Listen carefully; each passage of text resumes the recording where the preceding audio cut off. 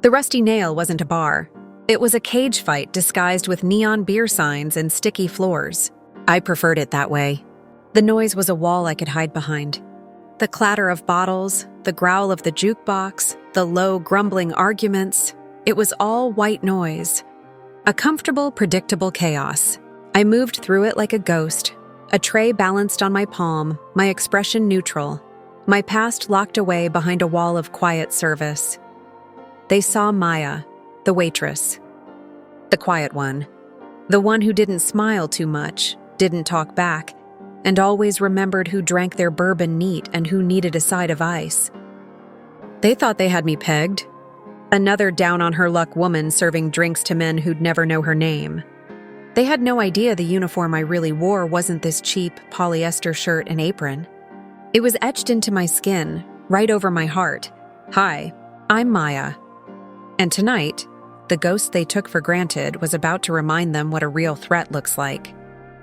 It was a Tuesday, which meant the Jackal's Motorcycle Club had their run. Their president, a walking steroid advertisement named Derek, held court at the big table in the corner.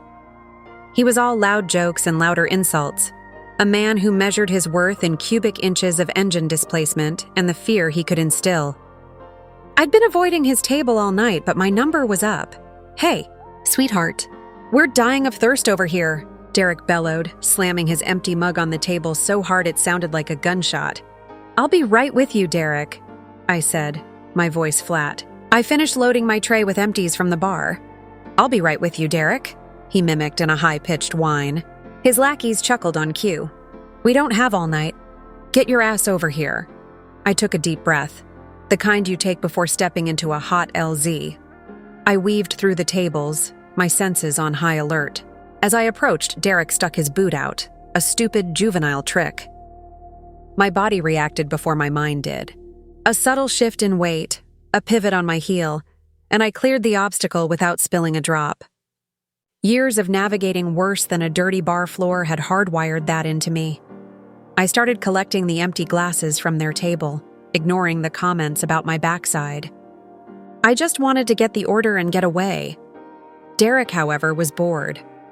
And a bored Derek was a dangerous Derek. He didn't like being ignored. My calm neutrality was a challenge to his fragile ego. "What's your problem?" he slurred, his breath a wave of cheap whiskey. "You too good to talk to us? You think you're better than this place?" "I just work here," I said, stacking the last glass on my tray. It was the wrong answer. It was the truth, and he couldn't handle it. He stood up, looming over me. He was a big guy, but size had never impressed me. It just made for a bigger target.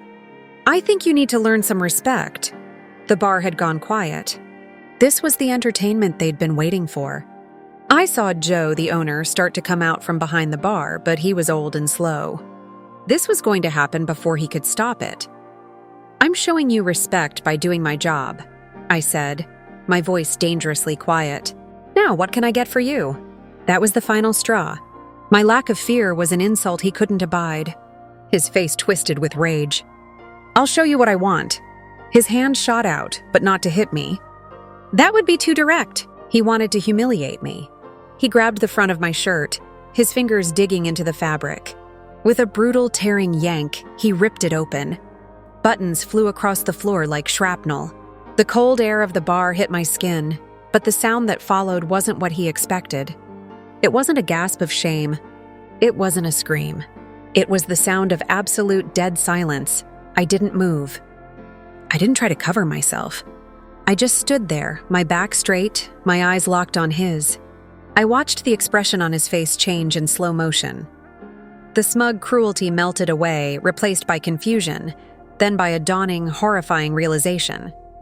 His gaze was fixed on my chest, right above my heart. He wasn't seeing what he expected to see. He was seeing the eagle, globe, and anchor of the United States Marine Corps. The tattoo wasn't a cute decoration. It was bold, unapologetic, a permanent declaration of a life he could never comprehend. The silence in the bar was heavier than any I'd ever experienced. It was a physical pressure. I slowly scanned the room. Every single patron was frozen. The old vet in the corner whose son had served. The young kids playing pool. They were all staring. their faces a mixture of shock and a deep, collective shame. Derek's hand dropped from my torn shirt as if my skin had burned him. He took a stumbling step backward, his face pale. The big, tough biker looked like a scolded child. I didn't know, he stammered, his voice a broken whisper. You didn't ask, I said, my voice cutting through the silence like a blade. It wasn't loud, but it carried to every corner of the room. That's when Joe finally reached us. He didn't look at me with pity. He looked at Derek with pure disgust. He was a Vietnam-era army man himself, and his eyes held a cold fire. Get out, Derek, Joe said, his voice low and gravelly. It wasn't a suggestion. It was an order. You and your whole crew, get the hell out of my bar, and don't you ever come back.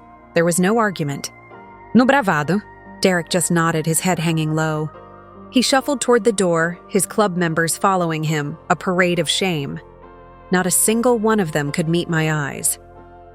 Joe turned to me, pulling off his own flannel shirt.